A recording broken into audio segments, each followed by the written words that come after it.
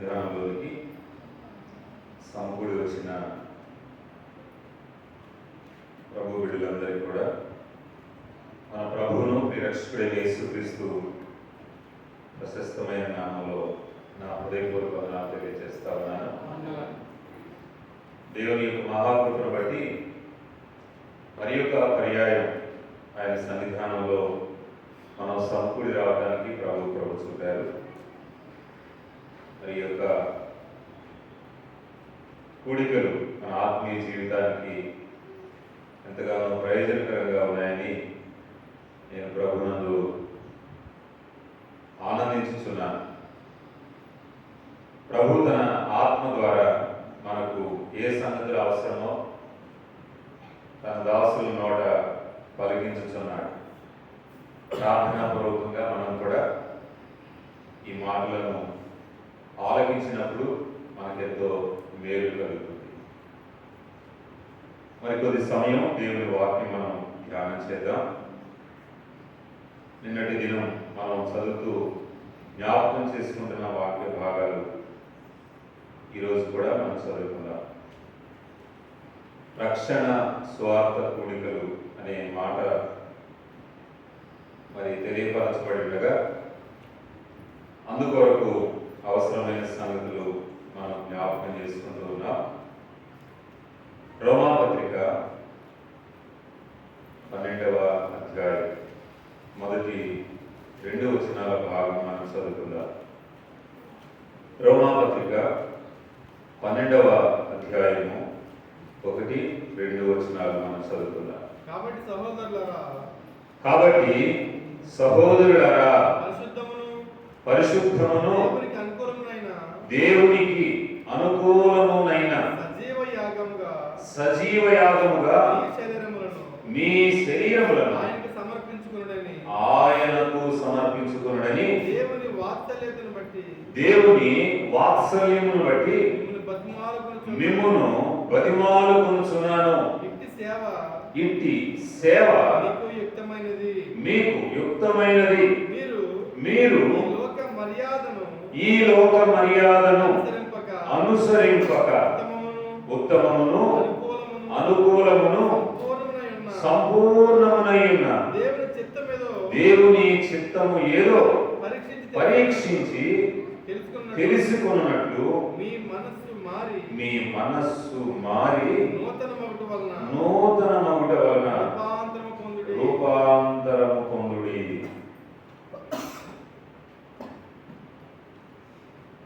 ఈరోజు మరి యొక్క వచనం క్రొత్తగా చదువుతా ఉన్నాం.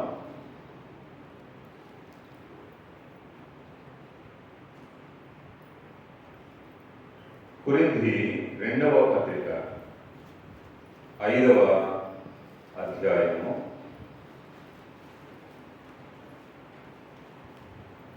17వ వచనం. కొరింథీ 2వ పత్రిక 5వ అధ్యాయం 17వ వచనం. కాగా ఎవడైనను క్రీస్తునందు ఉన్న ఎడల వాడు నూతన సృష్టి, పాతవి గతించెను, ఇదిగో క్రొత్తవాయెను. సరే, మనము చదివిన ఈ వచన భాగాలు మనందరి ఆత్మీయ క్షేమం కొరకై ప్రభువే దీవించి మనతో మాట్లాడదుగా. పిల్లరా, మనం ఈ వాక్యాలను ధ్యానం చేస్తున్నప్పుడు దేవుడు మనతో మాట్లాడుతున్నాడు అనే విషయాన్ని జ్ఞాపకంలో ఉంచాలి. ప్రభు మన ఆత్మీయ క్షేమం కొరకు మనతో మాట్లాడుతున్నాడని మనం జ్ఞాపకం ఉంచుకోవాలి. రెండవదిగా, ఈ వాక్యంలో దేవుడు తెలియపరుచున్న విషయాలను మనలో మనము పరిశీలన చేసుకుంటూ లోపం ఉన్నప్పుడు అవసరాన్ని బట్టి మనము సరిచేసుకోవాలి. ఇది ఏ ఒకరినో ఉద్దేశించి ప్రత్యేకంగా చెప్పే మాటలు కాదు. మనందరి ఆత్మీయ క్షేమం కొరకు, మనము క్రీస్తు సారూప్యంలోనికి మార్చబడుట కొరకు దేవుడు మనందరితో మాట్లాడుతున్నాడు. ఆ విషయాన్ని మనం జ్ఞాపకంలో ఉంచుకోవాలి.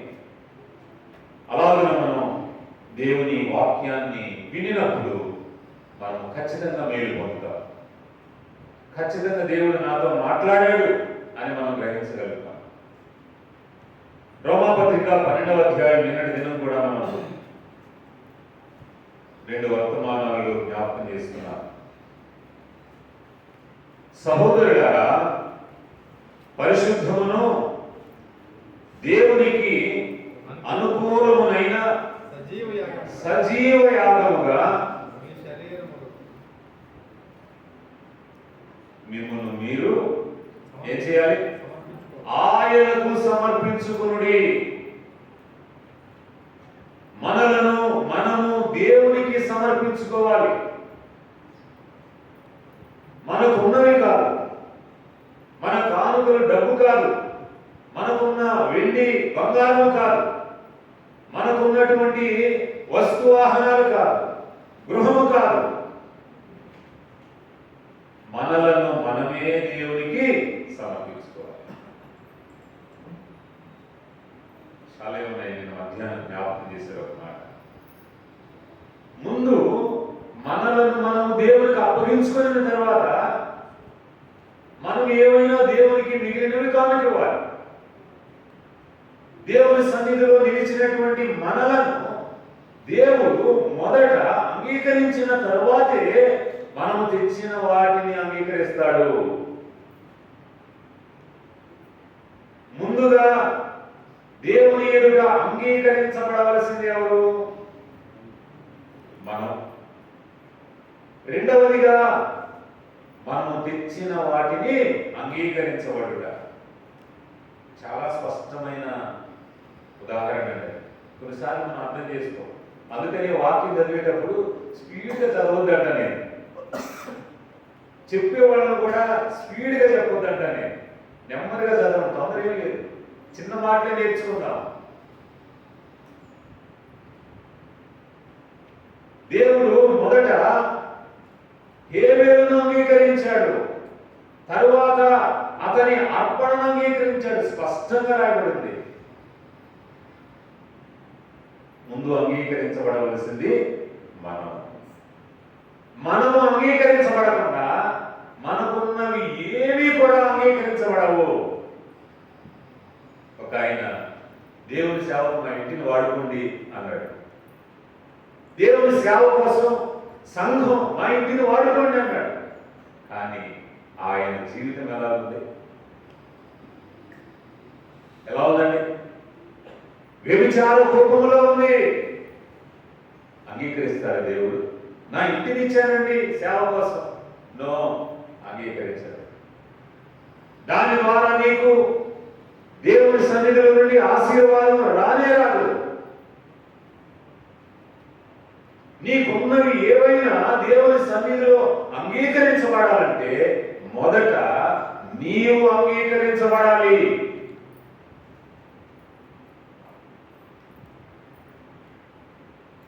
పిఠాపురం స్థానిక సంఘంలో మీటింగ్స్ జరుగుతూ ఉన్నాయి. ఇదిగోండి నా 10,000.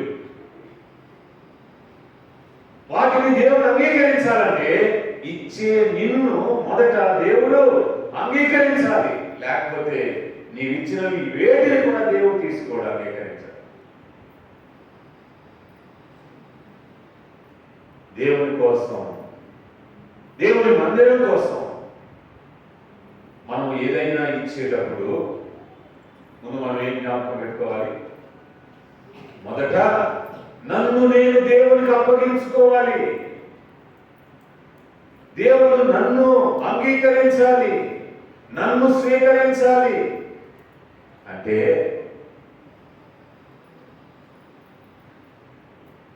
మన జీవితం ఎలా ఉండాలట? నిన్న దినాన్ని మనం జ్ఞాపకం చేసుకున్నాం. యేసు నా ప్రభువు అని మన యొక్క జీవితం అంతటి మీద, మన ప్రవర్తన అంతటి మీద ఆయన అధికారానికి మనము ఒప్పుకోవాలి. మన జీవితం అంతటి మీద సర్వ అధికారం దేవునికి ఇవ్వాలి. పౌలు జీవితం ఒక ఉదాహరణగా మనం చెప్పుకున్నాం. నేను కాదు, క్రీస్తే నా యందు జీవించుతున్నాడు. నేను కాదు, క్రీస్తే. ఇలాంటి అనుభవంలోకి మనం రావాలి. మనలను మనము దేవునికి సమర్పించుకోవాలి. తర్వాత మనకు కలిగినవి ఏవైనా సమర్పించాలి. అప్పుడే దేవుడు వాటిని అంగీకరిస్తాడు. రోమాపత్రిక 12వ అధ్యాయంలో మనం చదువుతున్న ఈ భాగంలో 1-2 వచనాలు మనం చదువుతున్నాం. సహోదరులారా, పరిశుద్ధమును దేవునికి అనుకూలమునైన సజీవ యాగముగా మీ శరీరములను ఆయనకు సమర్పించండి. ఆయనకు మీరు సమర్పించండి. మిమ్మల్ని మీరే సమర్పించుకోండి. ఈరోజు మనం 2వ వచనం మీద కొంత ధ్యానం చేస్తున్నాం. రోమాపత్రిక 12:2 మీరు ఈ లోక మర్యాదను అనుసరింపక, చాలా ప్రాముఖ్యమైనది. మీరు దేవుని సన్నిధిలో ఉన్న మీరు, దేవుని పిల్లలుగా తీర్చబడుతున్న మీరు, లేక విశ్వాసం అని చెప్పుకుంటున్న మీరు, క్రైస్తవులం అని చెప్పుకుంటున్న మనము ఏం చేయాలట? ఈ లోక మర్యాదను మీరు అనుసరింపవద్దు. నాకు తెలిసి ఈ ఒక్క మాట చాలు. దేనికి? మనము క్రీస్తు పిల్లలమని ఈ లోకంలో ఉన్నవారు చెప్పడానికి కదా. మనము నిజముగా దేవుని బిడ్డలమని చెప్పడానికి ఈ ఒక్క ఉదాహరణ చాలు.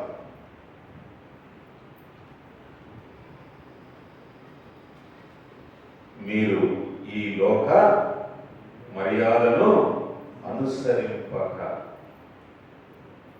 కింద ఫుట్నోట్లో రాశాడు ఈ యుగ అని రాశాడు. లేకపోతే ఈ తరము అని మనం అర్థం చేసుకోవచ్చు, లేక ఈ యుగము అని అర్థం చేసుకోవచ్చు, లేక ఈ లోక సంబంధమైన అని అర్థం చేసుకోవచ్చు, లేక అన్య సంబంధమైన అని కూడా అర్థం చేసుకోవచ్చు. ఈ ఒక్క మాట చాలని నీ జీవితాన్ని దేవుని కోసం ప్రత్యేకపరుస్తుంది. ఫరో రాజు దగ్గరికి ఒక రిపోర్ట్ తీసుకొచ్చారు. ఏంటి? మన సామ్రాజ్యంలో ఒక జనాంగం ఉన్నది కదా. ఎస్తేరు మొర్దెకై కాలంలో కూడా ఆ చక్రవర్తి దగ్గరకు ఒక ప్రతిపాదన తీసుకొచ్చారు. మన రాజ్యంలో ఒక జనాంగం ఉన్నది. ఏంటి వాళ్ళ ప్రత్యేకత? మన విధులు వేరు, వారి విధులు వేరు. మన విధులు వేరు, వారి విధులు వేరు. మన జీవిత విధానము వేరు, వారి జీవిత విధానము వేరు. ఉందా ఇలాంటి మార్పు? యేసు ప్రభువుని నమ్ముకోవడం అంటే ఏంటి అండి? రక్షణ పొందడం అంటే ఏంటి? మారు మనస్సు పొందడం అంటే ఏమిటి? ఈ ప్రత్యేకత మనలో కనబడకపోతే, చూపించలేకపోతే, అలా పిలువబడటానికి మనం అర్హులము కానే కాదు. లోకములో నుండి దేవుడు నిన్ను పిలిచాడు, లోకస్తులలో నుండి వేరు చేశాడు. వేరు చేయబడిన మన ప్రవర్తన ఎలా ఉండాలి? ఎలా ఉండాలి? లోకములో ఉన్నట్టుగా ఉండకూడదు. నోవహు జలప్రళయ కాలంలో ఓడలో నుండి ఒక కాకిని బయటికి విడిచిపెట్టాడు. చూసినాము. తరువాత ఒక పావురమును విడిచిపెట్టాడట, చూసిరమ్మని. రిపోర్ట్ ఏంటి? కాకిని విడిచిపెట్టాడు, చూసిరమ్మని. పావురాన్ని కూడా విడిచిపెట్టాడు, చూసిరమ్మని. రిపోర్ట్ ఏంటి? కాకి ఏం చేసింది? లోకంలో కలిసిపోయిందండి. లోకంలో కలిసిపోయింది. పావురము కాకి చోటుంటే పావురానికి ఎందుకున్నది చెప్పండి? రెండు పక్షులే. కాకి నిలబడటానికి చోటు దొరికింది కదా, పావురం నిలబడటానికి చోటు దొరకదా?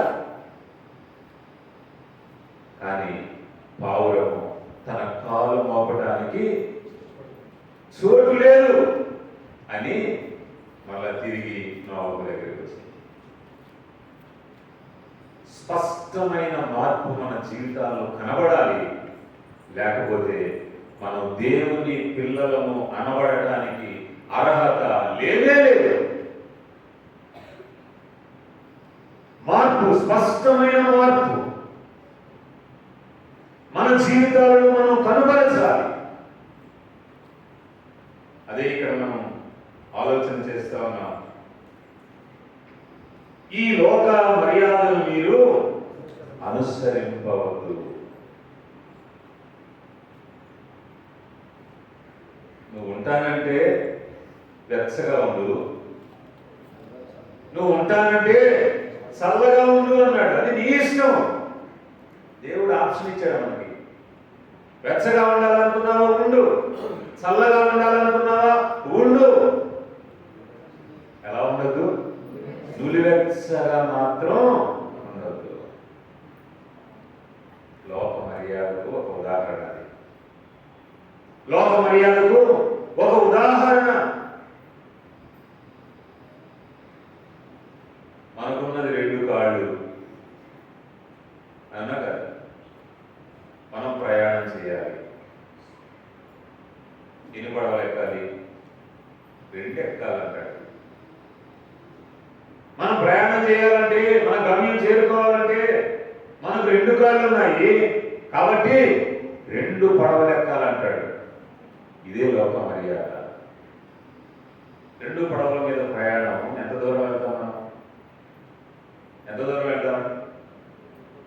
మీరు దేవునికి సిరికిని దాసులు కానేరరు. దేవుడు స్పష్టంగా చెప్పాడు. మీరు దేవునికి సిరికి దాసులు కానేరరు. లోక మర్యాద అనే దానికి చాలా స్పష్టమైన విభజన క్రీస్తు చెప్పాడు. దేవుడికి దాసులుగా ఉండాలా? ఉండండి. సిరికి దాసులుగా ఉండాలా? ఉండండి. కానీ ఇద్దరికీ దాసులుగా ఉండటం అనేది కుదరదు. 2 పడవల మీద ప్రయాణం, ఉలివెచ్చనటువంటి జీవితం, దేవుడికి సిరికి దాసులుగా ఉండటం, ఇది లోక మర్యాద. నాకు చాలా విచారకరమైన సంగతి ఏంటంటే, ఈనాడు సంఘాలు విస్తరిస్తా ఉన్నాయి. సేవకుల సంఖ్య పెరిగిపోతా ఉంది. మందిరాలు నిండిపోతా ఉన్నాయి. ఎక్కడ మీటింగ్ పెట్టినా గ్రౌండ్స్ నిండిపోతా ఉన్నాయి. బయట నుండి చూసేవాడు అసూయపడతా ఉన్నాడు. ఎందుకంటే ఈ లోకం ఏమవుతా ఉంది, ఈ దేశం ఏమైపోతా ఉంది, ఈ దేశస్తులను ఏమి చేస్తున్నారు, మన మనుగడను మనం కోల్పోతున్నాం. మన మూలాలు పెరిగివేయబడతా ఉన్నాయి. మార్చుతున్నారు, మారిపోతున్నారు. అసూయపడతా ఉన్నారు బయట ఉన్నవారు. ఇంతకు లోపల జరుగుతుంది ఏంటి చెప్పండి? సంఘాలు పెరుగుతున్నాయి, సేవకులు పెరుగుతున్నారు. మందిరాలు నిండిపోతూ ఉన్నాయి, విస్తారమైన సేవ జరుగుతూ ఉంది. ఎక్కడ చూసినా మీటింగ్. కానీ లోపల జరుగుతుంది ఏంటి? లోపల జరుగుతుంది ఏంటి? లోక మర్యాద. ఒప్పుకుంటారా మీరు? ఒప్పుకుంటారా? లోక మర్యాద జరుగుతూ ఉంది ఈనాడు క్రైస్తవంలో.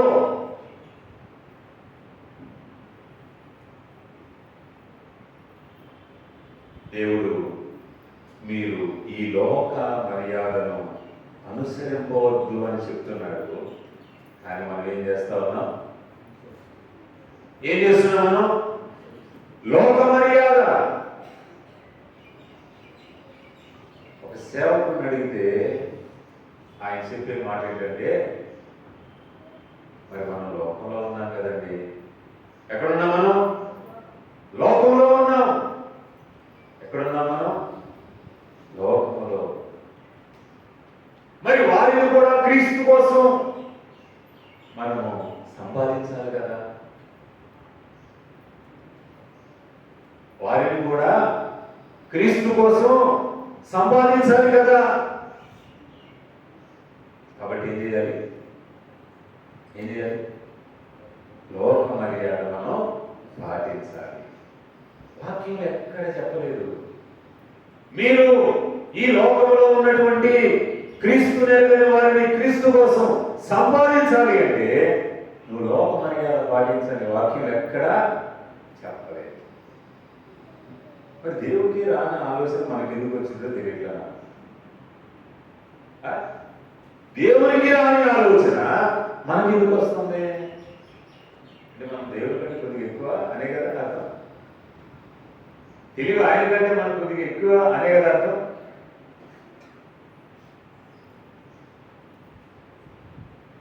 ఒక అవిశ్వాసిని నేను పెళ్లి చేసుకొని ఒక ఆత్మను రక్షించాలండి అన్నాడు అబ్బాయి. ఏమంట? ఒక అవిశ్వాసిని, ఒక లోకస్తురాలిని పెళ్లి చేసుకొని ఒక ఆత్మను రక్షించాలనుకున్నాడు. ఏమైంటాడు మీరు చెప్పండి? ఏమైంటాడు? ఏమై ఉంటాడు? ఆ వ్యక్తి ఏమై ఉంటాడు?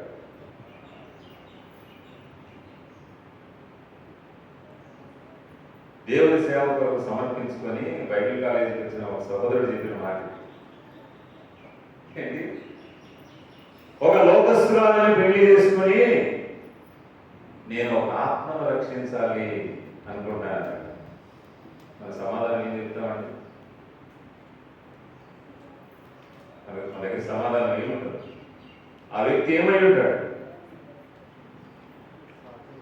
ఏమండి? సాధ్యం కాదు. వాక్యం చదువుదాం. కొరింథీ మొదటి పత్రిక 7వ అధ్యాయం 16వ వచనం. బైబిల్ గుర్తుపెట్టుకున్నాం. కొరింథీ మొదటి పత్రిక 7వ అధ్యాయం 16వ వచనం. ఓ స్త్రీ, నీ భర్తను రక్షించదవో లేదో నీకేమి తెలియను. ఓ పురుషుడా, నీ భార్యను రక్షించదవో లేదో నీకేమి తెలియను.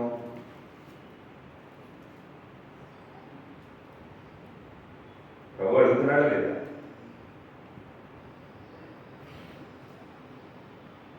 కొరింథీ 2వ పత్రిక 6వ అధ్యాయం.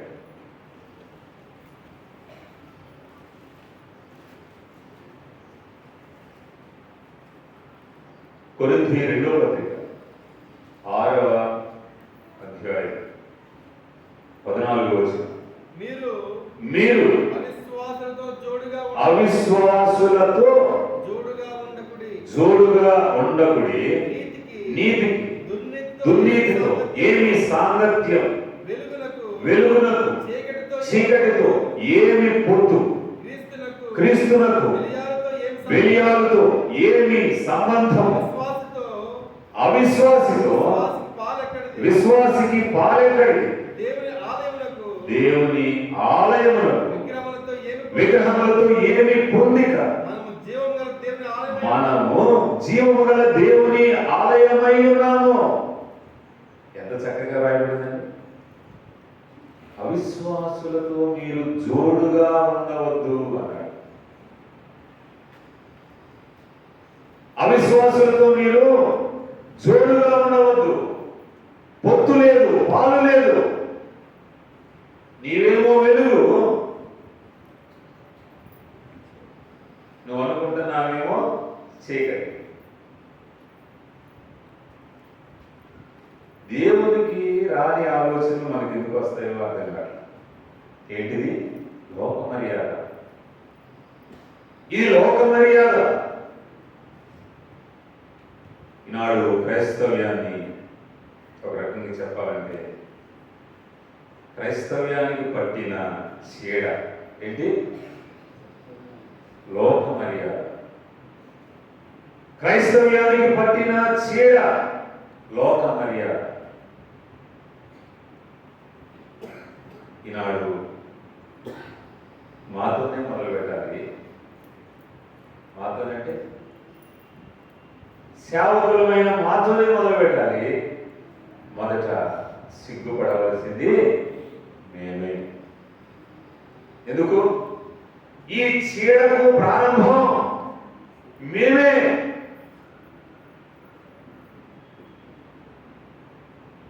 తర్వాతే ఇంకా మిగిలిన వాళ్ళు అనుకోరు. ఈ చీడకు ప్రారంభం ఎవరు? మేమే. ఈ చీడ పట్టకుండా కాపాడవలసిన, సంరక్షించవలసిన కదా, జాగ్రత్త వహించవలసిన వ్యక్తులే ఏం చేస్తున్నారట? ఏం చేస్తున్నారు? చీడ పట్టిస్తున్నారు. చీడ పట్టిస్తున్నారు.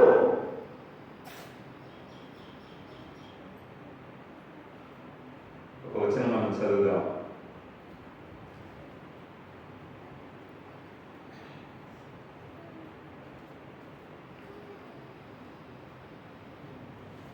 అపోస్తలుల కార్యము 4వ అధ్యాయం.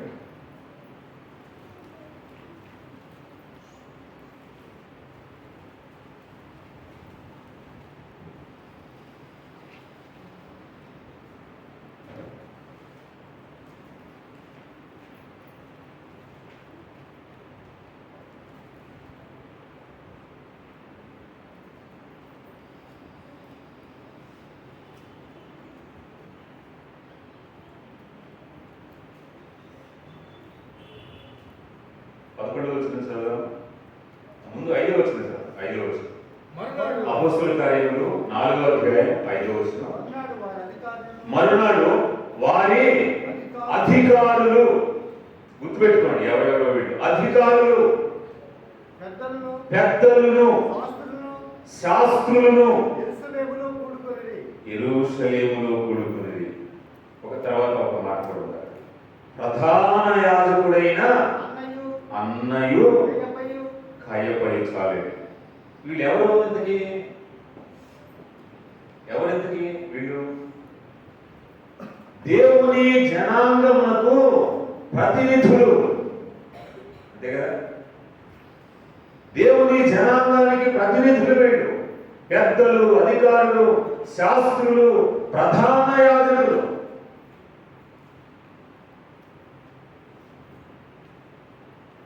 వీళ్ళు ఏం చేస్తున్నారు చూడండి.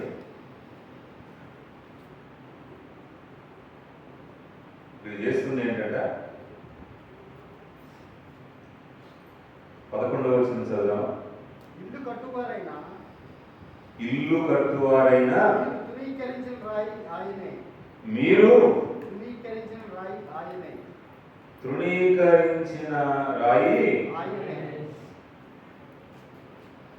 నాకు అవసరమైన మాట కావట్లేదు.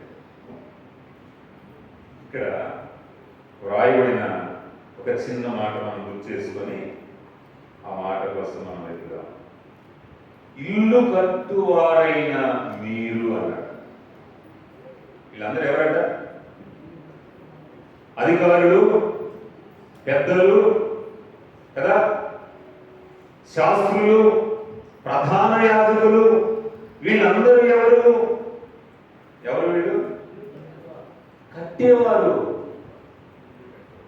వీరు కట్టేటువంటి బాధ్యత కలిగిన వారు.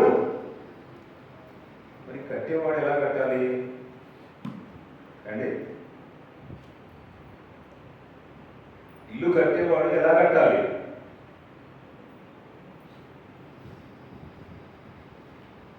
అర్థమవుతుంది నా మాట. ఒక వ్యక్తి ఇల్లు కట్టాలంటే మీ ఇల్లు కట్టడానికి కట్టే ఒక పనివాడిని మేస్త్రిని పిలిచారు. ఎలా కడతాడు ఆయన అండి? ఇటుకలు ఉన్నాయి, సిమెంట్ ఉంది, అన్నీ ఉన్నాయి.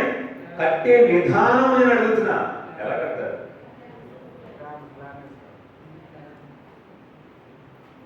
ఒక పక్క ప్రణాళిక ఉంటుంది, ప్లాన్.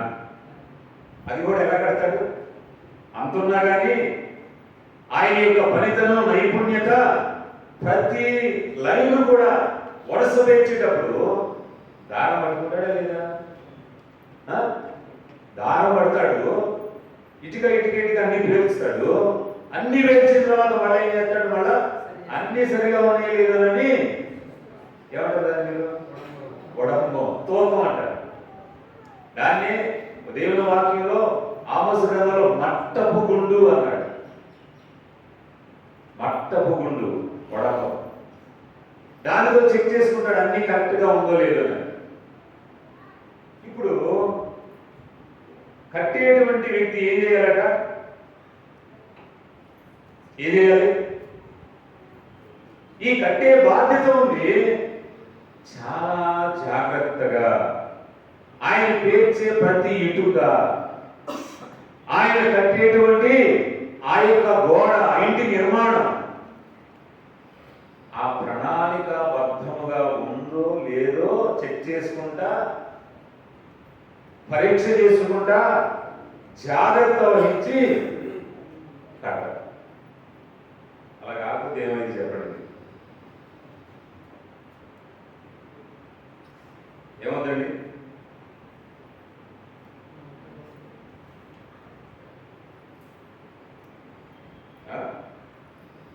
ఏమవుతుంది?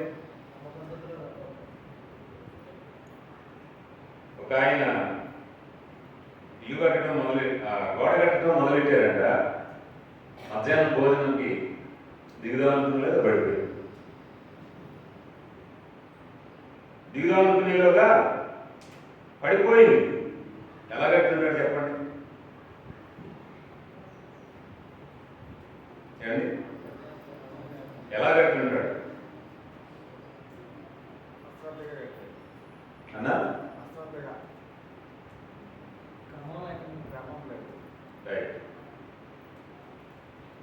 కట్టే విషయంలో ఆయన శ్రద్ధ వహించాల. ఇసుక ఎంత వేయాలి? ఎంత కొంత వేసేయండి. సిమెంట్ ఎంత వేయాలి? ఎంత కొంత వేయండి. నీళ్ళు ఎన్ని పోయాలి? పోసేయండి. ఎన్ని పోయింది పోయి అన్నాడు అనుకోండి, ఆ కట్టే గోడ ఉంటుందా? నో.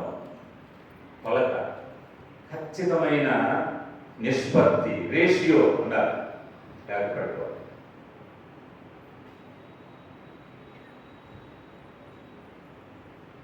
పేతురు మొదటి పత్రిక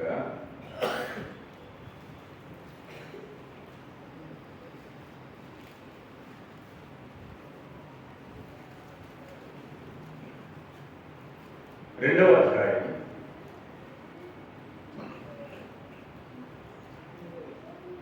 2వ అధ్యాయం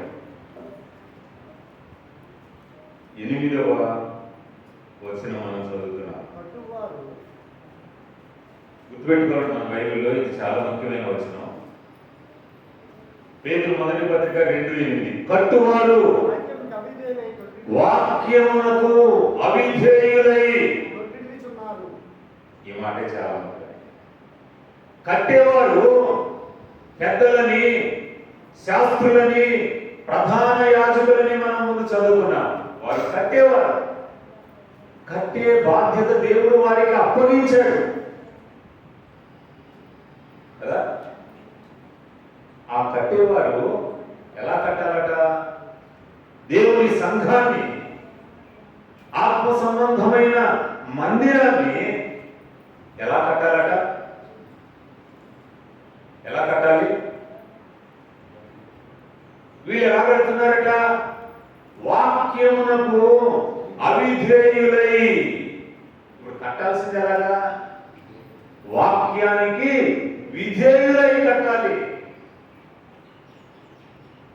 మనం అనుకున్నట్టు సేవ చేయడం కాదండి. మనం అనుకున్నట్టు సేవ చేయడం కాదు.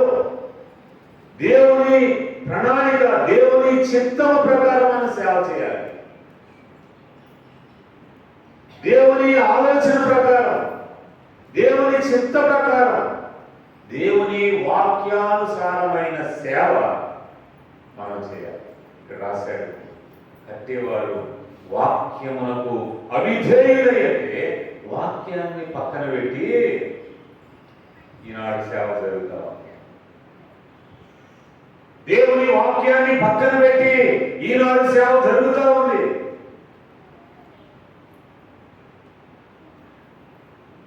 అలాంటి వాళ్ళు ఏం చేస్తున్నారు? వాక్యం పక్కన పెట్టి సేవ చేస్తున్నారు. దేవుని చిత్తాన్ని పక్కకు నెట్టి సేవ చేస్తున్నారు. దేవుని ఉద్దేశాన్ని, దేవుని ప్రణాళికను పక్కకు దోసి మేము సేవ చేస్తున్నాం. కట్టేవాడే కనబడతా ఉంటే ఏంటి? కట్టేవాడే కనబడతా ఉంటే, కట్టేవాడే దేవుని వాక్యానికి అవిధేయుడైతే మరి మందిరంలో ఉన్న విశ్వాసుల సంగతి ఏంటి చెప్పండి? కట్టేవాడికే నిలబడలేదు, కట్టేవాడే వాక్యంలో నిలబడటం లేదు, కట్టేవాడే వాక్యానికి విధేయ అవటం లేదు. మరి విశ్వాసుల సంగతి ఏంటి? ఈనాడు సంఘాలు ఎలా ఉన్నాయి? ఎలా ఉన్నాయి?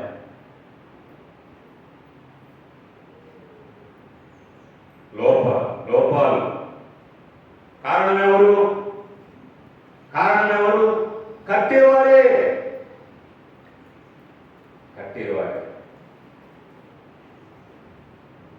ఈ మాట మనం చదువుతుండగా పిల్లగా, కట్టేవాడు దేవుని వాక్యాన్ని పక్కన పెట్టి లోక మర్యాదను స్వీకరించి సేవను జరిగిస్తున్నారు. పాస్టర్ గారే అక్షంతలు తేండి అన్నాడు. పాస్టర్ గారే మంగళసూత్రం తేండి అన్నాడు. పాస్టర్ గారే మెట్లు పెట్టండి అన్నాడు. ఇంక ఎక్కడ సేవ అది? లోక మర్యాదను ఆహ్వానించి ప్రోత్సహించుతున్నారు ఎవరు?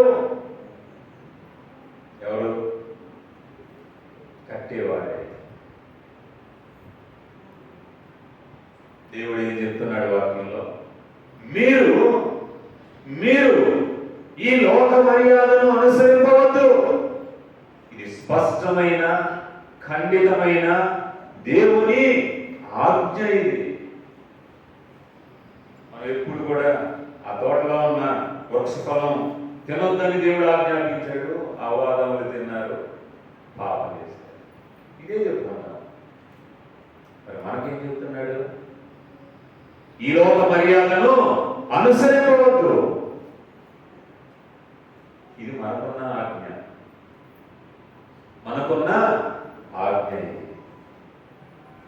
పిల్లరా, మనలను మనం పరీక్ష చేసుకోవాలి.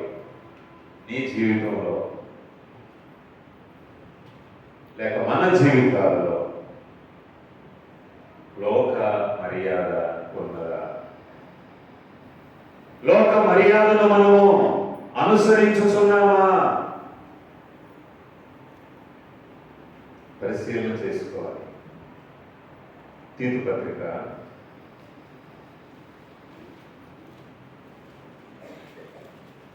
1వ అధ్యాయం 13-14 వచనాలు రెండు కలుస్తున్నాయి. తీతు పత్రిక 1వ అధ్యాయం 13-14 వచనాలు. ఈ సాక్ష్యము నిజమే. ఈ హేతువు చేత వారు యూదుల కల్పనా కథలను సత్యము నుండి తొలగిపోవునట్టి మనుషుల కట్టడలను అక్కడ వరకు ఆగండి. సత్యము నుండి తొలగిపోవునట్టి మనుష్యుల కట్టడ. మనం చాలా విభిన్నమైనటువంటి సాంప్రదాయాలు కలిగినటువంటి వ్యక్తులుగా ఉన్నాం. అవునా కదా? చాలా రకాలైనటువంటి సంప్రదాయాలు కలిగిన వ్యక్తులుగా మనం ఉన్నాం. మనం అందరం కూడా క్రీస్తు చెంతకు ఆకర్షించబడ్డాం. మనము క్రీస్తు బిడ్డలుగా మార్పు చేయబడ్డాం. లోకములో నుండి వేరుపరచబడ్డాం. మనము క్రీస్తు కుటుంబంలోనికి చేర్చబడ్డాం.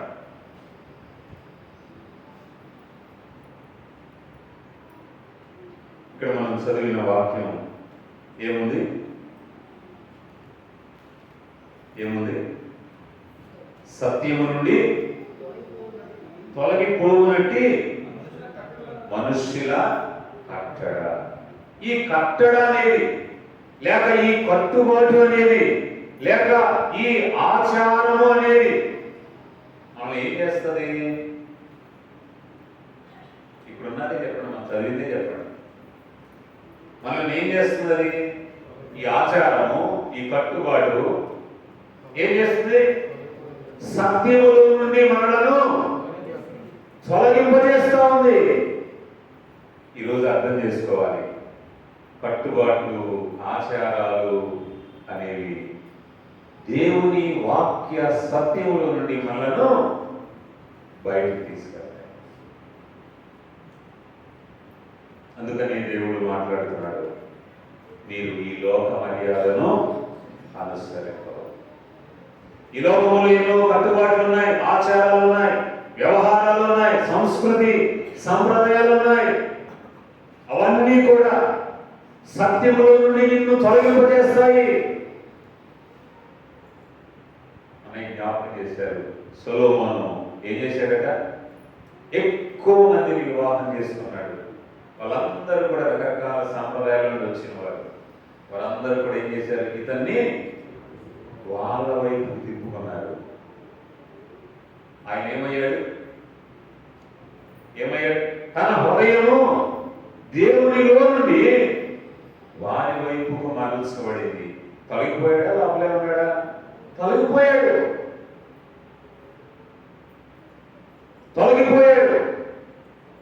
సత్యములో నుండి, దేవునిలో నుండి తొలగిపోయాడు. పిల్లరా, ఈ లోక మర్యాద కదా ఎంత ప్రమాదకరమైందో. దేవునిలో నుండి మనలను ప్రక్కకు తొలగించేదిగా ఉన్నది. కాబట్టి దేవుడు మాట్లాడుతున్నాడు, ఈ లోక మర్యాదను మీరు అనుసరింపవద్దు. క్రీస్తు ప్రభువుని నమ్ముకున్న కుటుంబాలలో ఏమి జరుగుతూ ఉంది? ఇప్పటికీ ఇంకా ఏమి జరుగుతున్నాయి?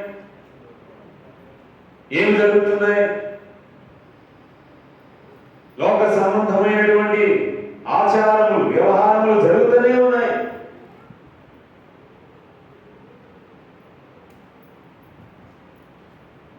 ఈ లోక సంబంధమైన అన్య ఆచారాలే అనుకుంటే, ఇప్పుడు ప్రత్యేకంగా కొన్ని క్రైస్తవ ఆచారాలు అనేవి కూడా వచ్చి పడ్డాయి. ఏంటి? లోకంలో ఉన్న అన్ని ఆచారాలే అనుకుంటున్నాం ఇప్పుడు దాకా. కానీ క్రైస్తవ్యంలో కూడా ఈ క్రైస్తవ ఆచారాల పేరుతో కొన్ని చాలా మంది అవుతా ఉన్నాయి. వాటిని ప్రవేశపెట్టింది ఎవరు? మాలాంటి గనులే ప్రవేశపెట్టింది. వెస్ట్ గోదావరిలో ఒక గృహ నిర్మాణం కొరకై ప్రార్థన చేయడానికి పిలిచారు. వెళ్ళాము.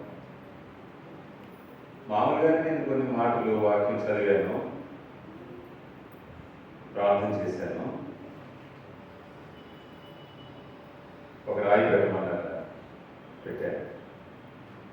ఇంకొక సేవకులు ఇంకొక రాయి పెట్టారు, ఇంకొక సేవకులు ఇంకొక రాయి పెట్టారు. ముగ్గురు ప్రార్థన చేసి 3 రాళ్ళు పెట్టేది బాగానే ఉంది. అసలు 3 రాళ్ళ 2 రాళ్ళ అనేది కూడా మనము నిర్ణయం చేయకూడదు. సరే పెట్టాము, పెట్టిన తర్వాత ఏం జరిగిందంటే ఈయన అన్నాడు, దాని మీద మనం నూనె పోయాలండి అన్నాడు. దాని మీద మనం ఏం చేయాలంట? నూనె పోయాలి. ఈ నూనెను మనం పోసి మనం ప్రతిష్ఠ చేయాలి అన్నాడు. ఎక్కడ ఆచారం అలా అనుకున్నాను. ఇది నాకు తెలియని ఆచారం. ఏంటి? ఆ కట్టేటువంటి ఆ గృహ నిర్మాణం ప్రారంభంలోనే దేవునికి ప్రతిష్ఠ చేయబడాలి కాబట్టి దాని మీద మనం ఏం చేయాలంట? నూనె పోసి ప్రతిష్ఠించాలన్న. జరుగుతుందా? లోకంలో ఉన్న వాటితోనే మనం తలబెట్టుకుంటా ఉంటే ఇప్పుడు క్రైస్తవ ఆచరణ కొత్తగా వచ్చాయి.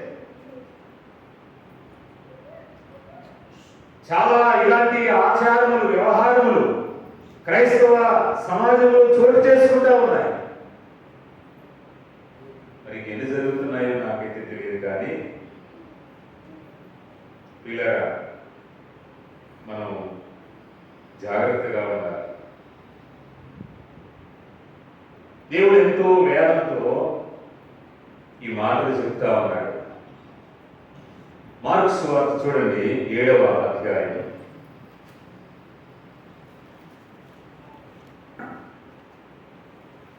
మార్కు సువార్త 7వ అధ్యాయం.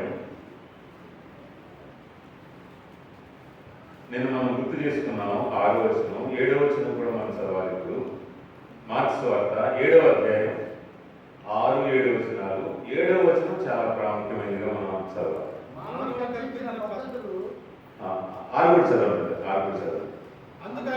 అందుకు ఆయన వారితో ఇలాగ చెప్పెను, ఈ ప్రజలు పెదవులతో నన్ను ఘనపరచుదురు గాని వారి హృదయము నాకు దూరముగా ఉన్నది. వారు మానవులు కల్పించిన పద్ధతులు దేవోపదేశములని బోధించుచు నన్ను వ్యర్థముగా ఆరాధించుదురు. ఏం జరుగుతుంది? మానవులు కల్పించిన పద్ధతులు ఇవి. జాగ్రత్త అర్థం చేసుకోవాలి. ఆచారములు, కట్టుబాట్లు, సాంప్రదాయాలు ఏవేవి ఉన్నాయో ఇవన్నీ కూడా మానవులు ఏంటి అన్నమాట? కల్పించిన పద్ధతులు ఇవి. కల్పించిన పద్ధతులు అవి ఈ లోక మర్యాదను సూచిస్తా ఉన్నవి. నీకు దేవుడు చెప్పింది కావాలా, లేక మనిషి కల్పించింది కావాలా? విచిత్రం ఏంటంటే దేవుని సన్నిధిలో ఉండి మనిషి కల్పించింది కావాలని కోరుతున్నాము.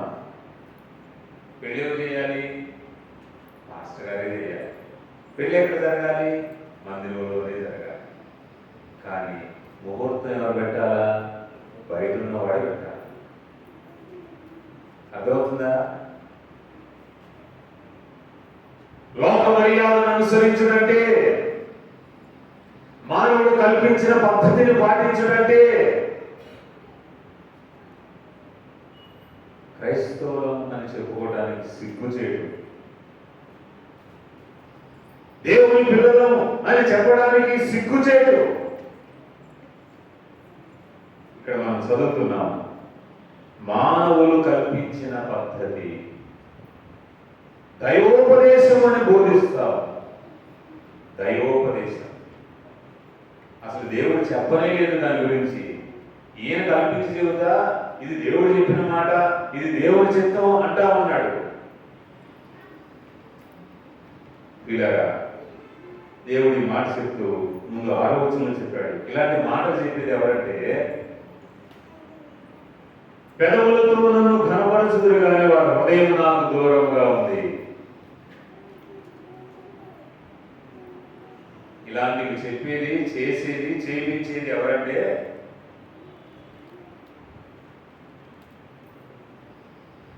హృదయము దేవునికి దూరముగా ఉన్నవారు. హృదయము దేవునికి దూరముగా ఉన్నవారు వారి జీవితంలో వారు దేవునికి సమీపముగా బ్రతికేవారు కాదు. దేవునికి సమీపముగా దేవుని సముఖములో దేవుని వెలుగులో బ్రతికేవారు కాదు. వాళ్ళ బ్రతికే దేవునికి దూరంగా ఉండేది. అలాంటి వారు కల్పించి కొన్ని కల్పించి ఇది దేవుని చిత్తము, ఇది దేవుని ప్రణాళిక, ఇది వాక్యానుసారము, ఇది ఆత్మ సంబంధము అని చెప్తారు. మీరు గుర్తుపట్టాలి, ఇలాంటి ఆచారములు, కల్పించిన పద్ధతులు నేర్పిస్తున్నాడు, జరిగిస్తున్నాడు అంటే ఆ వ్యక్తి జీవితం దేవునికి దూరముగా ఉంది, వాక్యానికి దూరముగా ఉంది. మనం గుర్తుపట్టాలి.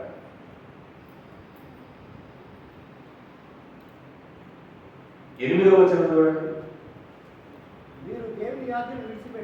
మీరు దేవుని ఆజ్ఞను విడిచిపెట్టి మనుష్యుల పారంపర్య ఆచారమును గైకొనుచున్నారు. వాక్యం ఎప్పుడుంది? మనుషుల ఆచారాలు ఎప్పుడున్నాయి?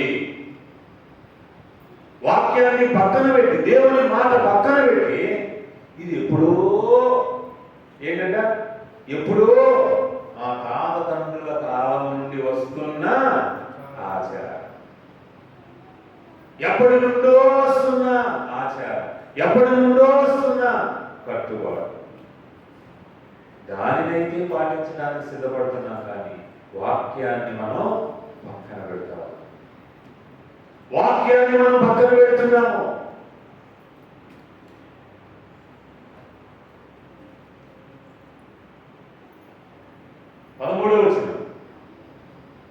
మార్కు సువార్త 7:13 మీరు నియమించిన మీ పారంపర్య ఆచారము వలన దేవుని వాక్యమును నిరర్థకము చేయుదురు. చాలా ఎంత స్పష్టంగా ఉందో. ఇవి మీరు నియమించిన ఆచారాలు, ఇవి మీరు పెట్టినటువంటి ఆచారాలు. వాటిని మీరు పాటిస్తూ ఏం చేస్తున్నారు? దేవుని వాక్యాన్ని నిరర్థకం చేస్తున్నారు. నిరర్థకం అంటే అర్థము లేనిది. దేవుని వాక్యాన్ని నిరర్థకం చేస్తున్నారు.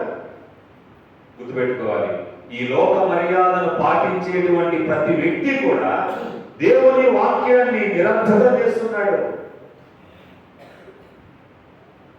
ఈరోజు మనం జ్ఞాపకం ఉంచుకోవాలి, మీ సహోదరుడా సహోదరి, ఈ లోక మర్యాదను మీరు అనుసరింపవద్దు అన్నాడు. ఇది చాలా ప్రాక్టికల్ ఇష్యూ. ఇది మనం ధ్యానం చేయడానికి మొదలు పెడితే మనలో ఉన్న లోపాలన్నీ బయటకు తీసేటువంటి ఒక గొప్ప దేవుని వాక్యాంశం. దేవుని పిల్లలమైన మనం ఈ లోక మర్యాదను అనుసరించవలసిందేంటి? దేవుని మాట. అనుసరించవలసిందేంటి? దేవుని వాక్యమే. మనం అనుసరించవలసిందేమిటి? దేవుని చిత్తం, దేవుని ఇష్టం. ఈరోజు మన జీవితాలను పరిశీలన చేస్తున్నాం. నేను లోక మర్యాదను అనుసరిస్తున్నాను, దేవుని వాక్యాన్ని అనుసరిస్తున్నాను. దేవుని నామమునకు మహిమ కలుగును.